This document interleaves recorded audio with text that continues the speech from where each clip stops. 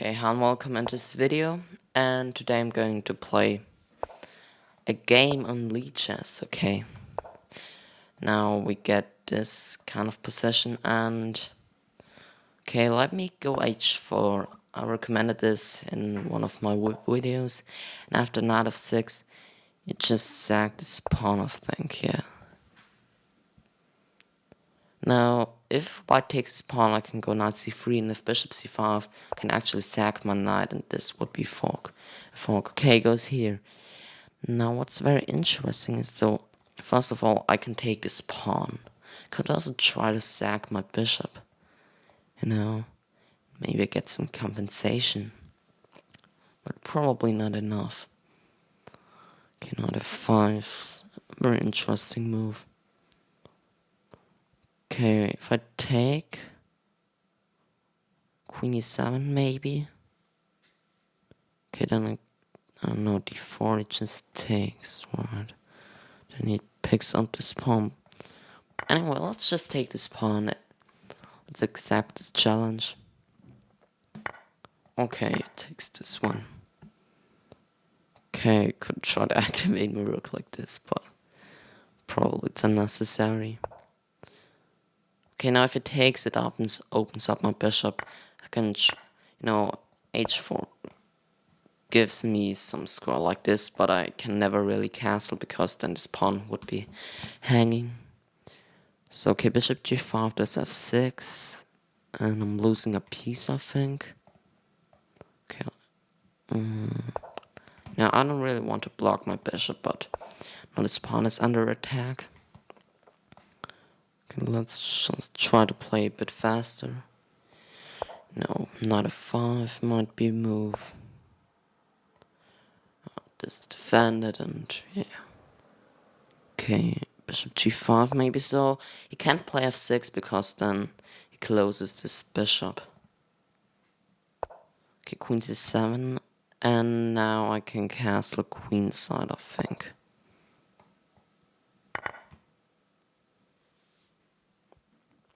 Okay, now rook e1 is a threat. Okay, the question is which rook to pick out, and I don't think it matters really. Okay, bishop f4 of course doesn't work. Could go f4. It's probably not good. Okay, let's just go back and try to play a bit faster. Okay, that was a bit weird.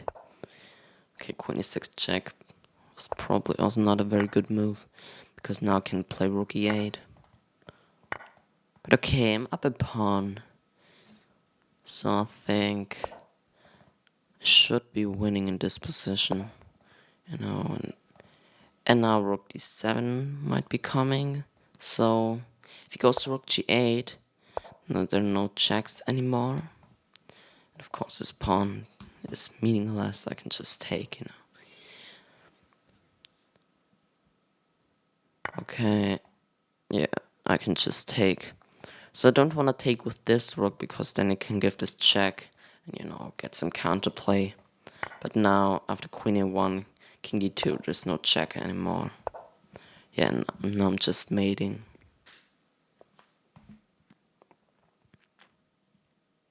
Some threatening, something like rook takes h7, double checkmate. And if it takes, queen takes g7 is checkmate. Now, if this rook would be on g4 and this on g7, that's so if it would have taken with the other rook, or was the rook on, I think the rook was on g3, then yeah, then there would be rook d8 check. So let's analyze this game. Yeah, okay, h4 inaccuracy. Yeah, that's funny. Bishop c4 inaccuracy. The ancient doesn't like my opening, but okay. So let me just show you. So you can take this pawn or bishop c4, 5. That are the two most logical moves. Now I can sack. Oh, I think I mixed it up a bit. Now, what was the line actually? Oh, I think it was here after bishop c5. Now I can take. Oh, yeah, that makes some sense. Because now after knight f6, if it goes like this, I can't sack because my bishop would be hanging. And I'm just down a piece. But okay, yeah. I mean, it can get some quite tricky after the most natural moves. Okay, now probably everyone takes his pawn except my opponent. Now we get this position. The engine says it's quite good for black, but in practice, for example, bishop c5 fails to something like this. I don't know how many people will go queen f6, just allowing bishop takes f7 or something. But it's actually even better to go knight e4. Yeah. Now queen h5 with a big attack.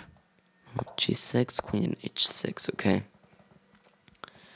Yeah, this position is quite tricky. Okay, the problem in the game was he didn't take this pawn. So now I took this one. Okay, knight takes c4 is actually the best move. Okay, this doesn't work. Okay, d4.